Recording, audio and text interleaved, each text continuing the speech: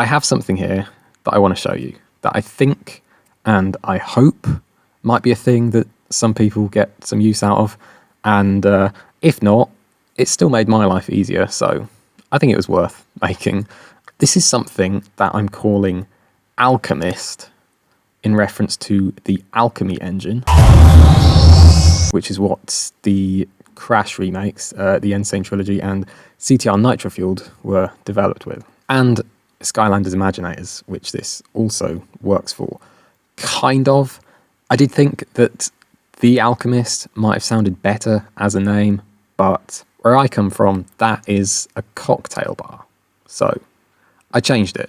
The point is, I wanted to try making some kind of universal modding tool to make fucking around with those games a bit easier, because I've been seeing a lot more people asking about that kind of thing recently. It seems like with the arrival of Crash 4, there's a lot more interest in the series in general, and a lot more people saying stuff to me like, I really want to get into messing with these games, but I don't know where to start.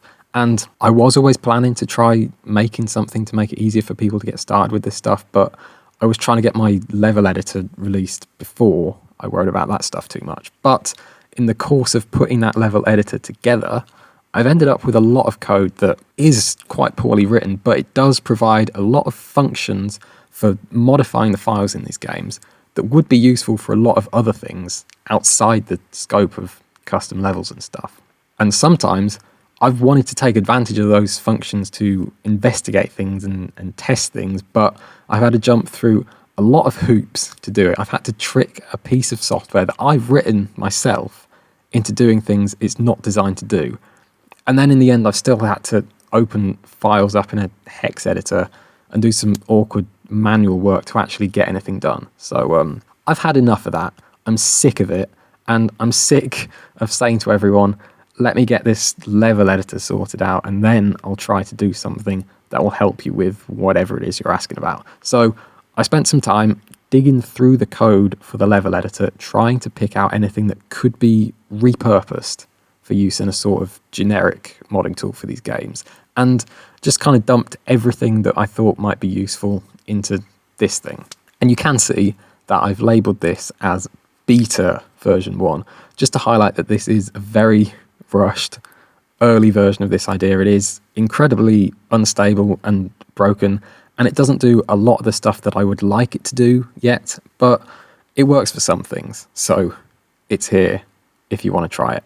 My priority is still the level editor, so I'm not going to be putting much more time into this thing until I've released the first version of that project. I mean, to be honest, my schedule is so packed at the moment that it was either like release this now as unfinished as it is, or wait like 2 or 3 months or however long it's going to be until I'll actually have a chance to spend any more time on this. So sorry if it's shit, but I do just want to give a bit of a demonstration about how this works and how to use it, and go through some simple mods that shouldn't take too long, and just try to help you get started with this sort of thing as well as I can. I have provided a README document, which I think covers all the features of this program in its current state, but it's usually easier to show how to do something than it is to explain it. So if you've read through that and it doesn't make any sense, then I hope this might be a bit clearer. Probably not, but that date there, the 5th of September, is when I actually finished working on this first release. I just haven't had a chance to get it all uploaded and to talk through it all until now. So there's always a gap between when I want to do something and when I actually have a chance to do it. But as of this initial release, the games that this has some form of support for currently are the PC, PS4 and Switch versions of the Insane Trilogy, the PS4 and Switch versions of CTR Nitro Fueled, and the PS4 and Switch versions of Skylanders Imaginators. The extent to which this thing works with those games does vary quite considerably because of my varying levels of experience and my varying ability to actually experiment with them. I do not have a modded PS4, so there's not much I can do with those versions at the moment, and the PC version of the Insane Trilogy is the one I've messed around with the most, so that's what works best with this. at the moment. I've never seen anyone ask about the Xbox versions of any of these games, and the last I heard it wasn't possible to mod Xbox games, but that's something I don't actually know anything about, and for as long as no one else seems to care about it, I'm not going to worry about it too much. But I might try to add support for more games and ports in the future, but for now, these are your options. And whichever one of these you are interested in messing with, if you're able to, I would highly recommend experimenting with the PC version of the Insane Trilogy first, just to get used to how everything works, just because it's so much easier to do stuff on PC. Like, you can modify something and be back in the game in a few seconds, and it's easier to diagnose when things go wrong. So that's my advice. Whichever one of these you want to mess with, if you can, do it with PC first. But anyway, when you go to open a file with this, you have a few options here. You will recognize some of these if you've looked into these games before. This one is something new, but I'll get to that in a bit. I'm going to start by opening a pack file, because that's pretty much the only thing you'll see the first time you look at the files for any of these games. They all have this archives folder that contains a ton of pack files. If I open up, let's try crash.pack, you can see what's inside that archive. It should recognize what game this is from and how many files are inside it. 10/18, that's actually my birthday, if you go by the backwards American date format. Anyway, all of these folders contain different types of files. If you saw my thing about CTR character mods, this thing might look a bit familiar. This is sort of based on the tool I was using then to swap files around and stuff. Everything in this is just recycled code, so you might see a few things that look familiar. But you can go into textures, and here's some textures. You can export them, import some custom textures, whatever. That mostly works okay, at least for this game. If you go to sound samples, you can browse these sound effects, get a little preview. You can export these if you want. You can replace them with custom sounds. Again, how well this all works depends on the game. There's more information about compatibility for these things in the README, so please do read it. You might have seen that both the textures and these sound effects are actually the same kind of file. They're all something.igz. IGZ is the most common file format used in these games, and it's used for a huge variety of things. In some cases, like textures and sound effects, they only really use the IGZ format as like a container, and they're actually some other format on the inside. That kind of stuff isn't too complicated. Like, if you extract a file like that, like a texture or something, in IGZ format and open it up in a hex editor, it's pretty easy to tell where the actual texture starts, even if you don't understand the rest of the file. But the IGZ files that aren't just containers for something else are a bit harder to work with, and that's often what people mean when they talk about how horrible Alchemy games are to mod. So one of my main goals with this thing was to make it easier for anyone to be able to read and modify the more standard IGZ files, like the ones that make up the bulk of the content in these games, or some of them at least. This doesn't work for everything at the moment, but if I select one of those more typical IGZ files, like this character data file, you'll get a different kind of preview over here, and you can take a little peek at what's inside this file. There's a lot of things in here I've never even looked into before, so I'd be interested to see what other people can do by messing with some of this. If you want to actually be able to modify this file, or just get a closer look at what all this stuff actually is, then you'll need to extract it from the archive. And here's a handy hint: if you are holding down Shift when you click this extract button, and then you can let go and save this wherever. I usually just dump everything on my B drive. Can you guess what the B stands for? But if you are holding down Shift when you click extract, and the file is something that can be opened in this program, it will automatically attempt to open it for you once it's saved in a new window. There's a few tricks I added like that just to make things a bit easier, kind of quality of life things. There is a list of them all somewhere in the README, so please look them up. But this view is the same as what you'd see if you had already had that file extracted and then opened it in this later. You won't always see all of these categories when you open one of these files. It depends on what's inside it. But I think this is all of the things you might see, so this should be a good example. A lot of these files start with a list of other files, these dependencies, which are necessary for the file to work. And for each one of these, you have a file name and then a path to that file. And at the moment, there aren't any options for modifying this stuff, mostly because this list isn't actually as important as it might look. Like, the game will check for these files and it will break if there's a problem with any of them, but I don't think you ever actually need to add files in here to be able to access them. You can just add them to the strings section instead, so I tend to leave this stuff alone now. I did used to change this stuff when I did things like swapping models around, but there's really no need to do that anymore because of some of the other things this program can do. So yeah, there's no options for changing those at the moment. Here is that strings category that I mentioned. Now, these are actually pretty important. You can change any one of these by clicking on them and changing the text up here. The effects that might have will vary depending on what it is. Sometimes it might not change anything. Sometimes it might change everything. If you want to add new strings for some reason, you can go up to where it just says strings, and then you get this option to add something new. I will do some demonstrations later to show you some examples of why you might want to do that. This types list is a list of different kinds of data, I guess, that is stored in the file. There's no options to change any of these either, because I don't think there's any reason why you would ever want to or need to. So like the dependencies, this is mostly just here for reference. EXNM is an interesting one. I don't know what EXNM stands for. That's just what that part of the file is labeled as. So I left it as that.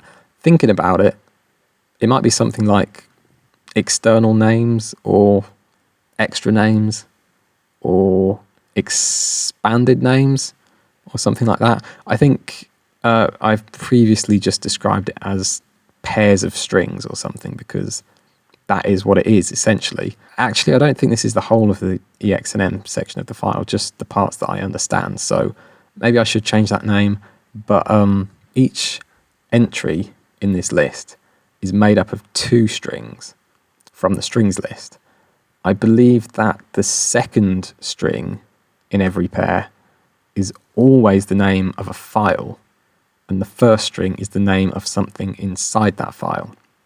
So some of these are from Crash Character Data, which is this very file, but a lot of them are from other places, which might not even be files from the same archive as this one. So like all of this zone info stuff, what's that about? Well, just give me a minute and I'll tell you. The place where I've had the most experience with these lists is the level files. If you've heard me talking about things like referencing crate types and cameras from external files, then this is how all of that stuff works. But as useful as it might be to be able to see all of these things in a series of lists, all of that is really just a more organized version of what you'd see if you open this file up in a hex editor. You can see pretty clearly here, all of that stuff is just here at the start of the file, and changing these things isn't that complicated. It's really what comes after all of that that's a bit less friendly, and is the reason why I felt like I needed to do something like this. I mean, just look at all of this shit. How are you supposed to interpret any of this? Well, if you open up this content section, you can explore that part of the file a bit more easily. I mean, there's still a lot of stuff in here, so it can take a while to go through it all and find something interesting. And this search isn't very good at the moment, so sorry about that. But I promise this is still much easier than manual hex editing, I promise. Having said that, this basically is just a glorified hex editor, but it's like specifically designed to work with these kind of files. But I'll just do a little demonstration, I guess, with the first thing in this list. Aku crash 2 3 speed buff. I assume that means crash 2 and 3 rather than crash 23. This C character attribute list is the thing from this types list that describes what this item actually is. And if I click on this, I get a block of code that appears, which is just the raw data from that part of the file. This is what you'd see if you could find where in the file this was and in a hex editor and had a look at it. So this is called an attribute list, and there is something else inside it, which is what this plus indicates. If I open this up, you can see this thing is probably what you'd actually want to look at if you were interested in this speed buff thing. But it's still useful to understand how this list works, because this is a pretty common thing you'll see in these files. So this code is split up into arrays of 4 bytes. You can click on each one of these arrays and you'll get different things going on down here. So if I click on this first array, it will tell me that that's a 1 if you read it as an integer. That's not a very difficult one to translate. Under string, it says bone spine 3. And under type, it says C character attribute list. In every block of code in one of these files, as long as the program is reading everything correctly, which I admit it might not, this first array will always be referring to this, what type of code this is, which in this case is the attribute list. You have the option to change that, which you will probably never want to do because it would almost certainly break the game, but it's there just in case you want to experiment with that. The reason why this bone spine thing appears here is because quite often the code in these files will be referring to an item in the list of strings that's at the start of the file. So anytime you select an array which converts to an integer that's within the range of the number of strings listed in the file, it will give you that string as a suggestion for what the code might be referring to. Does that make sense? Probably not, but because this is the first array in this block, I know it's not a string reference, but that's how this works. Every time you select an array, it will give you different suggestions for what that array might represent, and then it's up to you to decide which one of those it actually is based on context and experience, I guess. So this is similar to what you can do with something like HXD, where you get a load of different options for what the bytes you've selected can be translated into. I've just done it in a way that's specific to IGZ files based on what I know about them and what these things are likely to represent. And one thing I do know about these files is that if you're ever looking at something that's identified as a kind of list and you see 2 of the same number next to each other, like these 2 1s right here, that is the total number of items in the list, which in this case is 1, which is not very exciting. And it's pretty obvious if you look over here. And it does make you wonder why they bothered making a list just for one thing in the first place, but whatever, that's how it works. And the point is that for these 2 arrays right here, these 2 1s, they actually are just the number 1. So for these, it's the integer box that's relevant. This 8 is also just an integer. It's not anything to do with monkey bars. It's the length of the list in number of bytes. The 8 bytes it's referring to are the last 8 bytes in this block. So these last 2 arrays here. This one is just a 0. In all of these lists, you get a 0 after every item. But this one, you can see as an integer, is 4,368. Now that number is higher than the number of strings in the strings list, so that box is grayed out. It can't be one of those. And it's the same for the types. It can't be referring to that. But this offset box has lit up and it says Aku crash 23 speed buff _0. This box becomes active whenever the integer value of the array you have selected corresponds to the location of the start of another part of the file that's listed over here. So this means that this number here matches the offset of this character attribute thing, which makes sense. That's obviously what this is. I mean, it's the only thing in the list, so that's what it is. And if I click this go button, it'll take me straight to the code for that speed buff attribute. And this is a drop-down list, so you can change this to something else if you want. But it is a huge list of everything in the file, so it might be easier to just copy and paste these as numbers instead. But there is one more thing in this block. Well, there's a few, but this is, I don't know, nothing of interest. And this is also nothing. But this array here is the number 4,360, which is very close to the other thing, which was 4,368. This box doesn't display anything this time because 4,360 is not recognized as the start of any of these items. But I can still try clicking the go button, and if I do, you'll see it's highlighted this number, which was the offset of that speed buff. So this just describes where the list actually starts, where the first item is. Sometimes a number like this will be pointing to some other part of the same block, or it might be another part of the file altogether, and you can have a look at where that is using this button. I mean, you can clearly see that there's only one thing in this list, and you could just go straight to that one thing without ever worrying about any of this code, but I just wanted to go through that to try and show how this all actually works. There's not much inside this actual speed buff attribute itself, so it's pretty easy to spot which part of this code is the relevant part. This array here is either an incredibly large integer or the number 72 represented as a float. Basically, anything in this game related to speed or distance or area or size or anything like that, any kind of measurement, will be stored as a floating point number. The exact scale that number is based on will be different for different things, but even if you don't know what 72 exactly means, I think you can assume that because this is some kind of speed, if you increase that number, it would increase the speed, which I would imagine is Crash's movement speed when he has Aku Aku invincibility in Crash 2 or 3.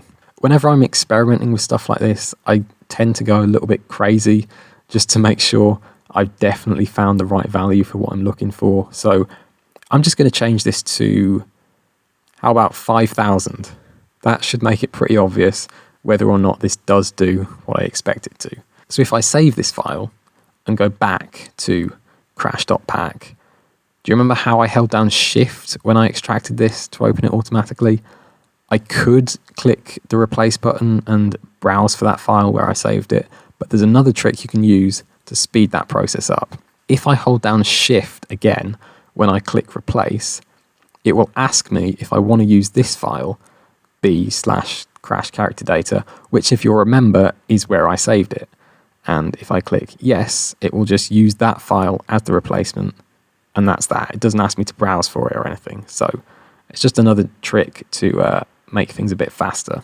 When you replace files like this or import extra files, this won't update properly until you save the archive and finalize the import. So just be aware of that. Remember, this is a very early beta release. So I can just save this now and it will load that modified file into the archive.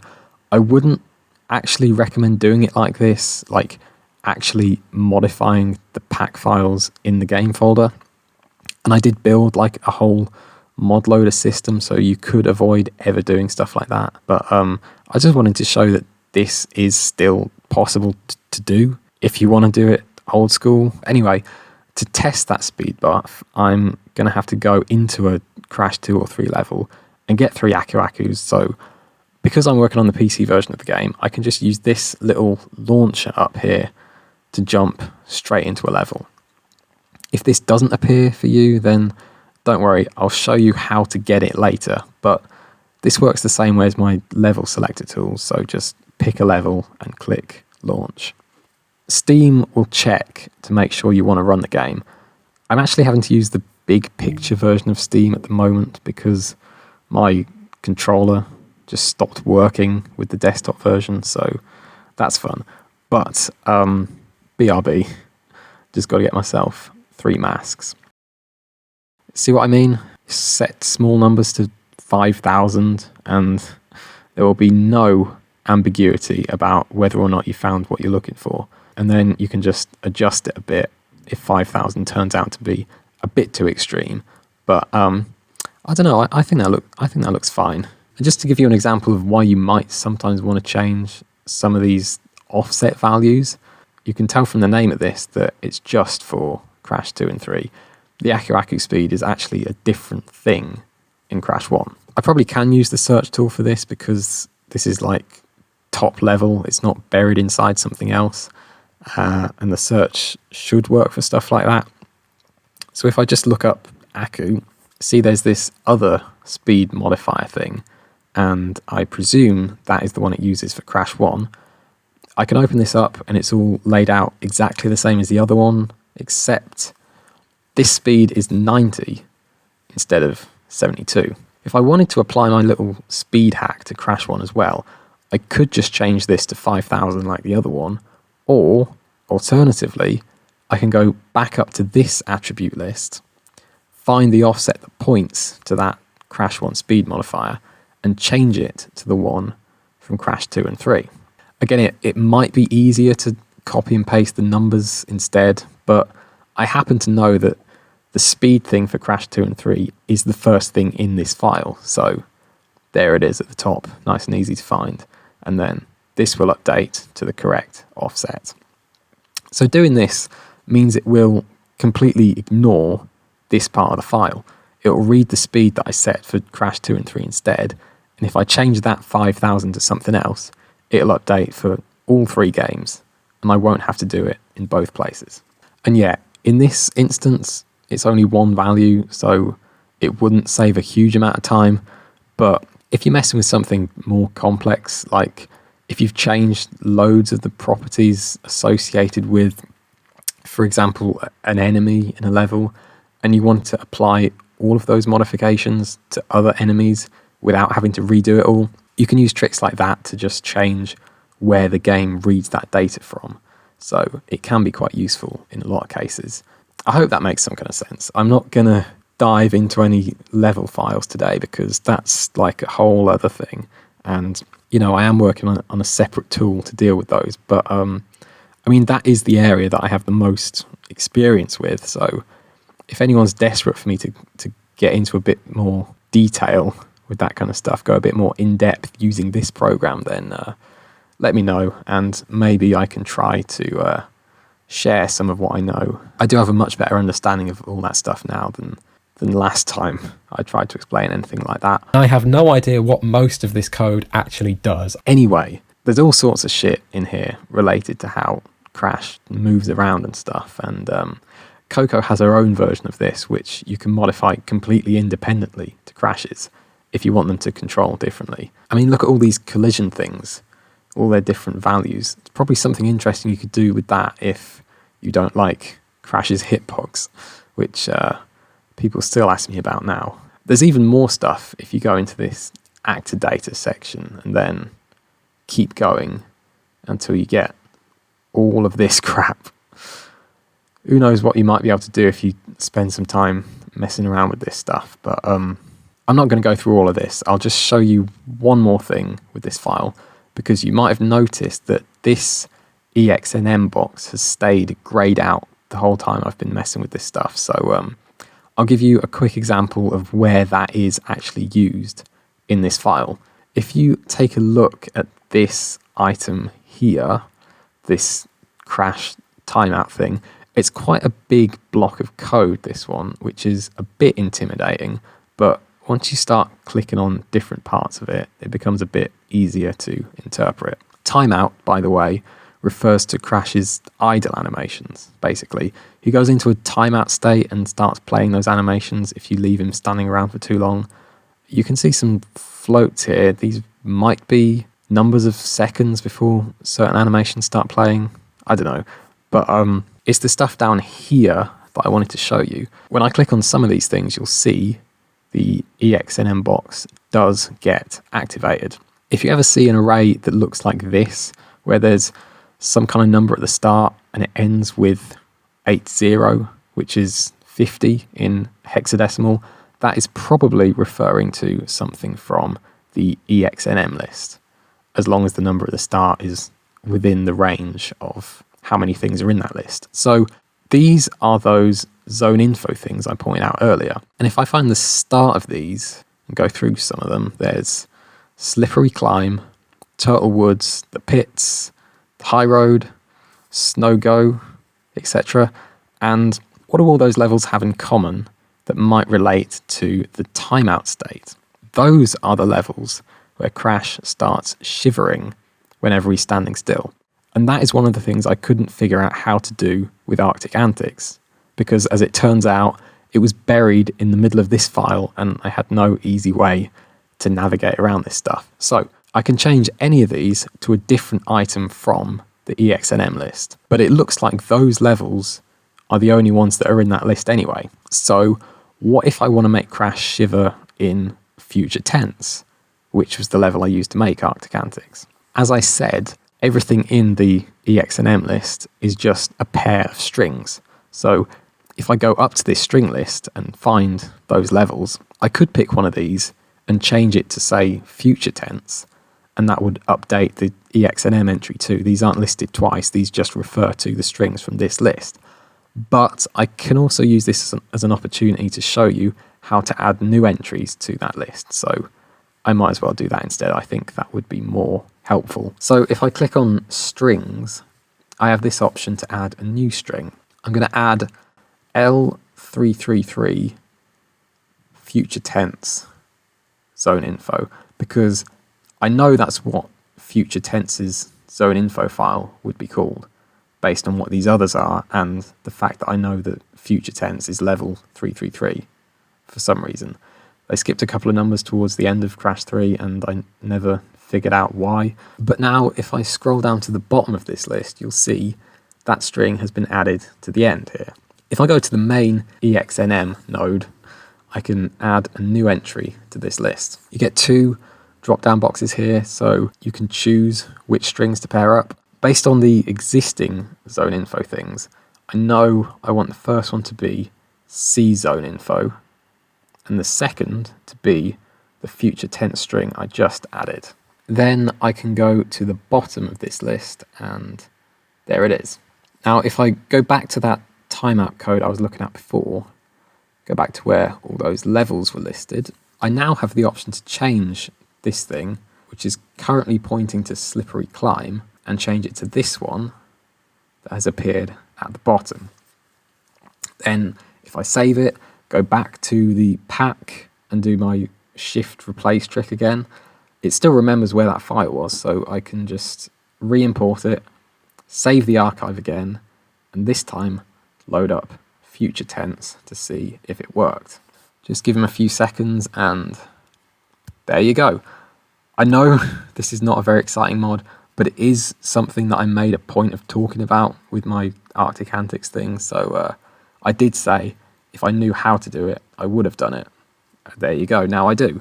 Oh, and it's worth mentioning, these LNG files next to this character data thing, these are language files, and there's one for each of the languages that the game supports.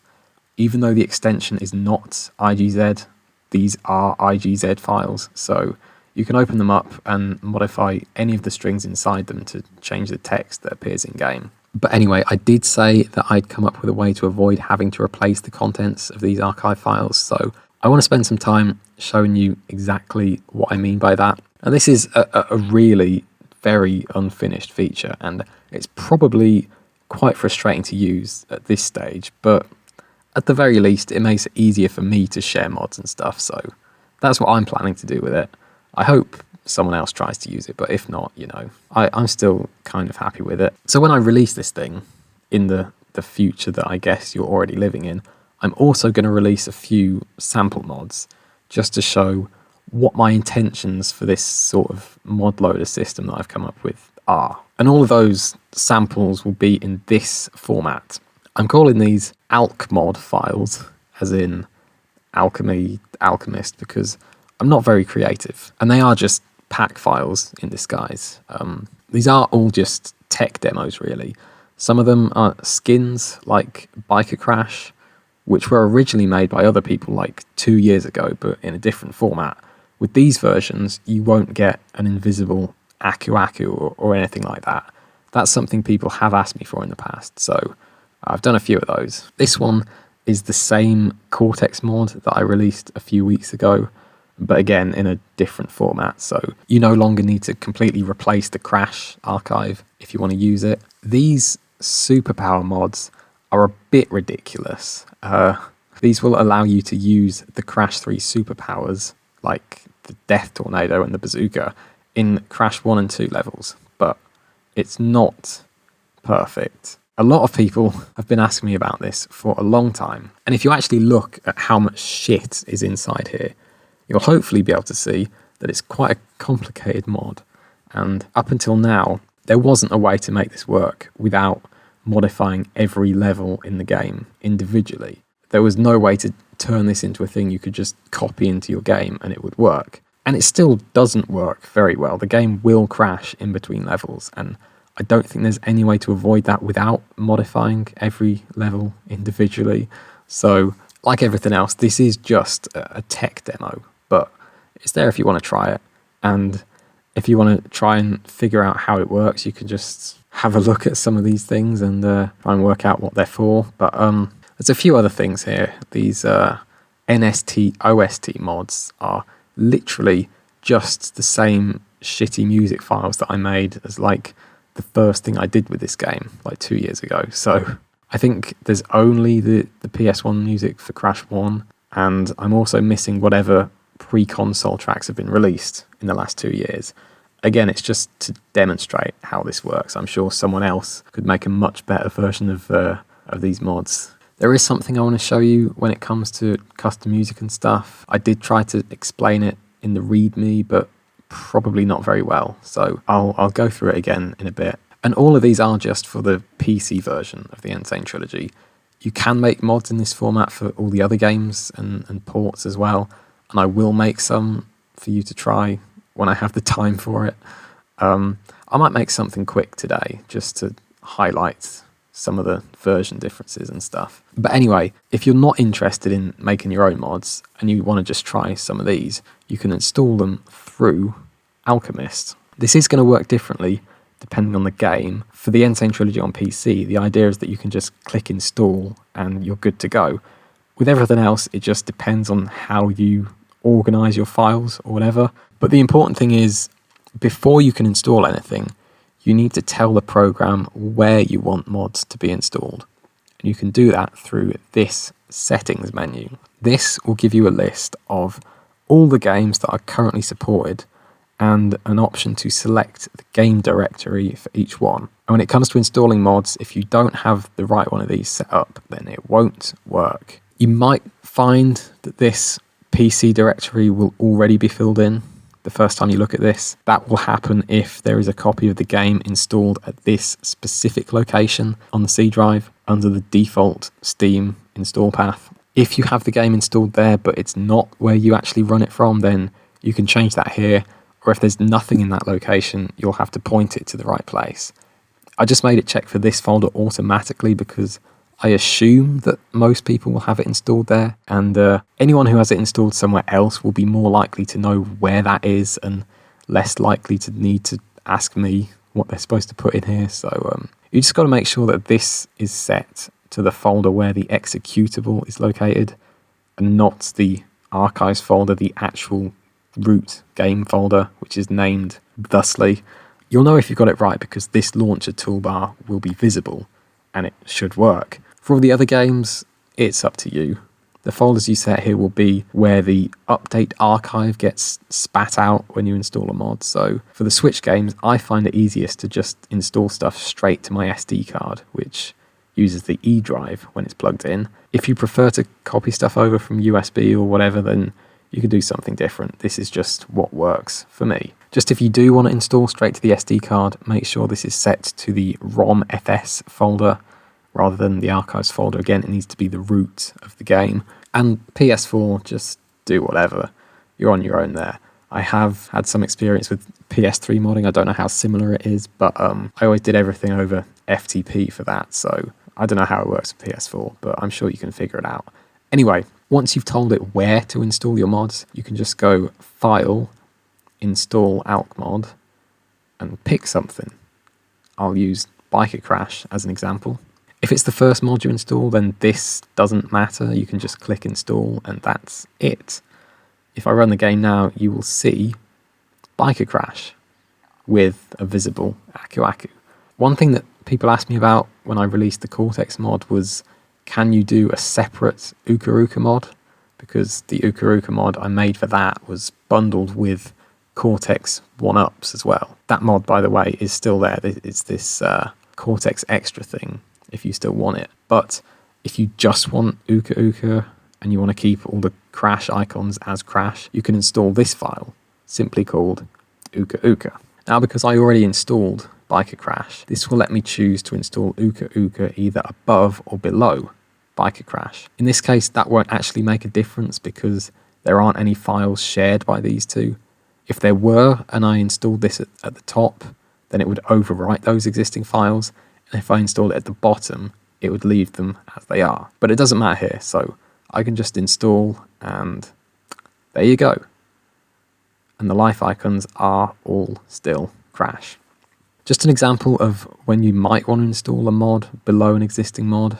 This doesn't include pre-console music for every level in Crash 1. Just the stuff that was released when I first put this together a couple of years ago. So if you wanted to have all of the pre-console tracks that it does contain, but also the standard PS1 tracks for the other Crash 1 levels, you would want to make sure the pre-console mod was installed above the PS1 mod. I hope that makes sense. I wouldn't really recommend either of these anyway because they're old and bad, but whatever. I should probably add some kind of alert to let you know if you're installing a mod that might overwrite something that's already been installed, but for now, if installing one thing breaks something else, you can always just open up the mod and try and figure it out yourself. You could remove something if you want to. You can modify any of these mod files however you want, as if they are just pack files, because really they are. But luckily, these three super mods, Super Slide, Super Spin, Super Sprint, they all include different files. So you can install them all or just one of them. It doesn't matter. They won't interfere with each other. I have a lot of fun using all three at once, personally, but this random crates thing is a bit different to any of the others. Before you can use it, you need to open it up, go down to Fun, and then Randomize Crates, and click Yes. This might take a second or two. There's plenty of places where I should give a better indication that the program is doing something and it hasn't just crashed, but once that's done, you can install this as any other mod and you'll get something that looks like this. Or it might look completely different. I mean, it's randomized, so hopefully it won't look exactly like this. But this is just a bit of fun. This will crash the game when you go to play another level. Of course, you'll already know that because everyone's so good at reading readmes, so I'm not going to explain all that again. But there is an uninstall option if you want to remove any mods that you've installed. If you pick a game, it will show you the mods you have installed for that game. You can uninstall some of them, but this is a bit broken and it might not work properly or at all, in which case you can just go to the relevant game directory and delete update.pack or update2.pack or update3.pack. That will depend on the game, and then just reinstall the mods you want to keep. I will fix this eventually, but for the Insane Trilogy on PC, if you ever want to run the game without any mods, without having to rename or delete update.pack or whatever, you can just hold down Control when you click this launch button, and it should load the vanilla version of the game. It might not work, but again, you'll know all that because it's all in the README. I just thought it was another little useful thing to be able to do. Now, if you are feeling ambitious and you want to try making some mods yourself, I will show you how you can make something in this format so it's easy to share with other people and easy for them to use it, hopefully. If you go to File, New, Alchemist file, you will get an empty file. And most of these buttons won't work, so don't try clicking them. But you can use import from pack to start adding stuff that you want to include in your mod. So I think as a quick example, I'll make a biker crash mod because that was the first thing I wanted to see when this game originally came out on PC. I want to wear the biker costume in every Crash Bandicoot level because it's just so nice.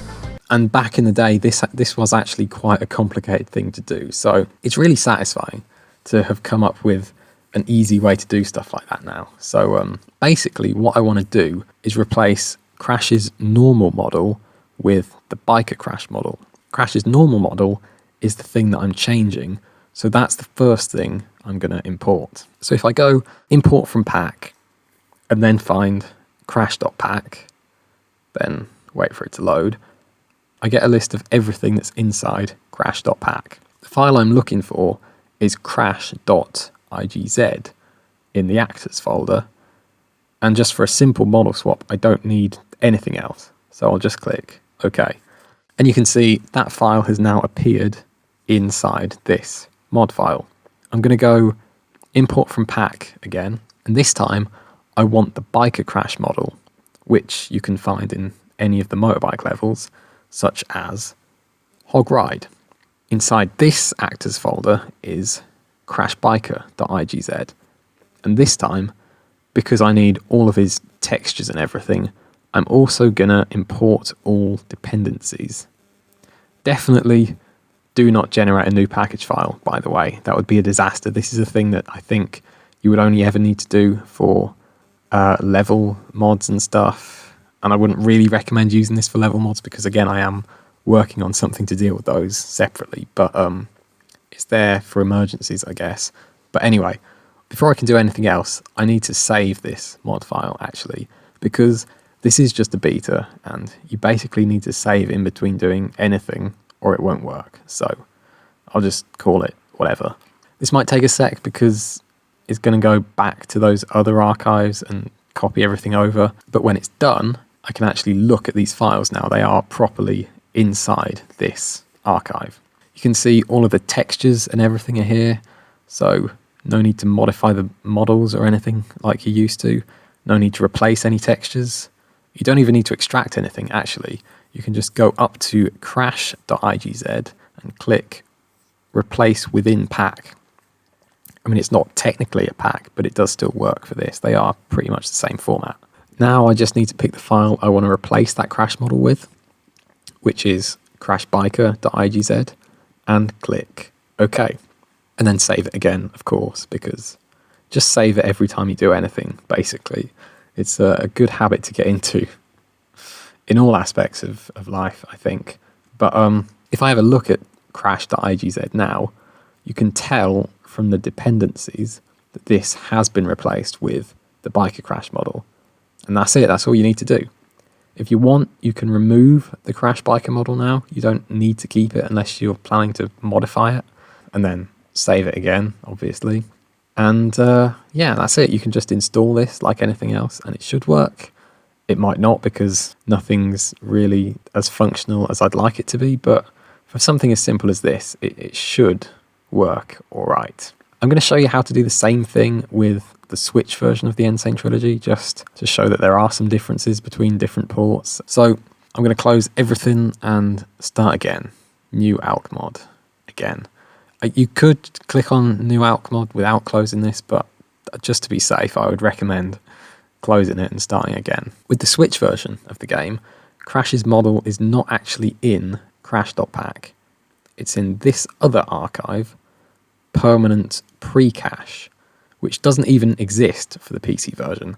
I'm not sure about PS4. I haven't looked at that for a while, but this is something to bear in mind if you are going between different versions of these games. They don't always use the same structure. They don't always store things in the same places. For this one, Crash and Coco's normal models are inside permanent pre-cache rather than their own specific archives like they are in the PC version. I guess this is so they can keep those models and stuff in the console memory all the time to maybe improve on loading times. I mean, the loading times in this game are much better than in the Switch version of CTR, so I think it might work. But anyway, even though this model is stored in a different place to the PC version, it's exactly the same process pretty much. Just import crash.igz and then go into hogride and import crash biker with dependencies. No package file, please don't do that, it's not worth the hassle. And then save it, go to the normal crash model, replace within pack, crash biker, and save it again. And remove crash biker if you want. It'll save space at least a little bit. I do have my SD card in my computer at the moment, so I should be able to just click install, and then, well, I'm not going to spend 5 minutes rebooting the console and loading the game and everything now, so here's what it would look like if I did. Now that I've made a Switch version of that mod, I will upload it along with the others as a little bonus. I could do the other skins at some point, like Scuba Crash and Jetpack Crash and all of those, but I'm hoping it'll be easy enough for someone else to do those. Someone who has more time for this stuff than I do at the moment.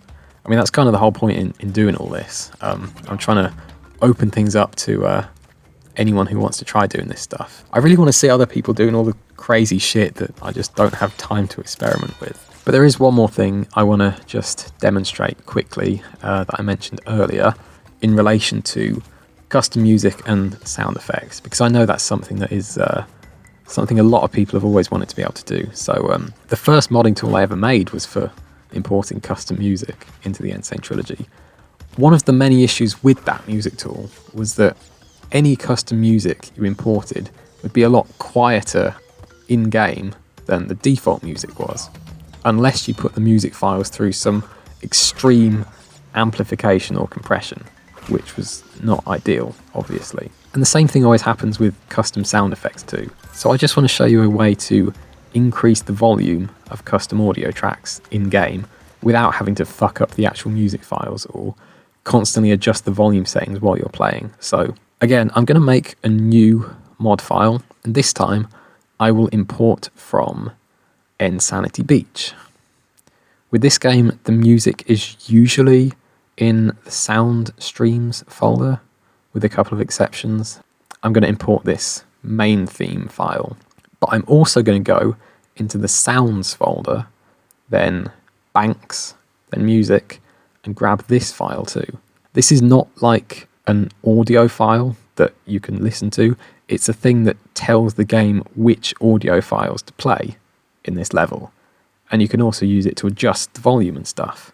So I'll import these and then save this mod, because that's annoyingly a thing you have to do, and now I should be able to swap stuff around. If I go down to the sound stream file, I can listen to what it currently is, and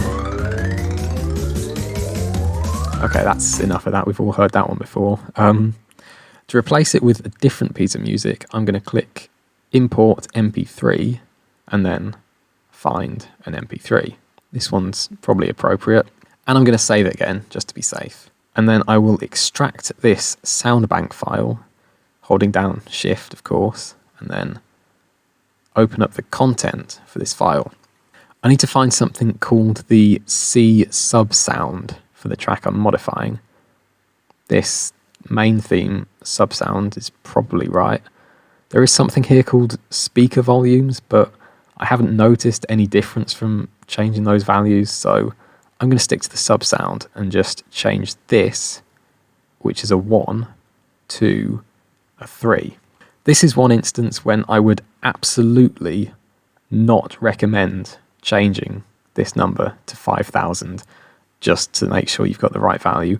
I fear that might be some kind of health and or fire hazard, so 3 seems to be enough of a boost for when I've tried this before.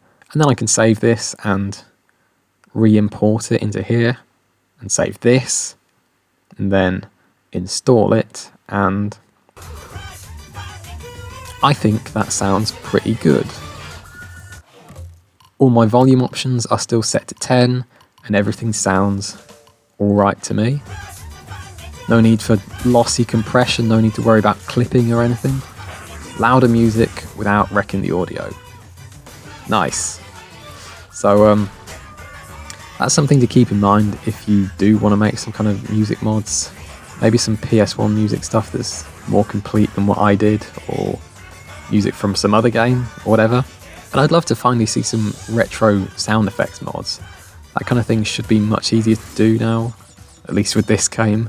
So I hope at least some of the people who said they were interested in doing something like that, like 2 years ago, are still interested in doing it. But yeah, I probably can't afford to spend any more time talking about this at the moment, or any more time working on it for a while. To be honest, I've already spent a lot more time on this than I should have done. But there's loads more stuff that I'd like to add to this in the future, but for now, I hope there are enough features and enough compatibility that someone somewhere might get some kind of use out of it. Any problems you have with this are very likely to be things I already know about, but if there's anything you want to ask about, the best place for that is probably the Warp Room. I have even less time than I normally do to check Twitter or anything like that, so that is realistically the only way to guarantee that I'll definitely see your question or whatever. So sorry if you prefer social media. I personally fucking despise it, but I really do have other things I should be doing. So more news about levels and stuff coming soon, maybe. Bye bye.